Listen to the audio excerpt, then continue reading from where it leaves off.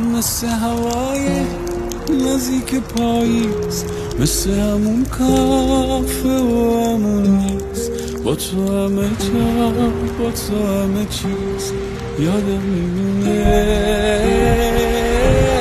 اسمایی که تو رو من میذاشتی، اون خنده هامون رهراشتی، حتی یه وقتا دوستم نداشتی یادم میمونه.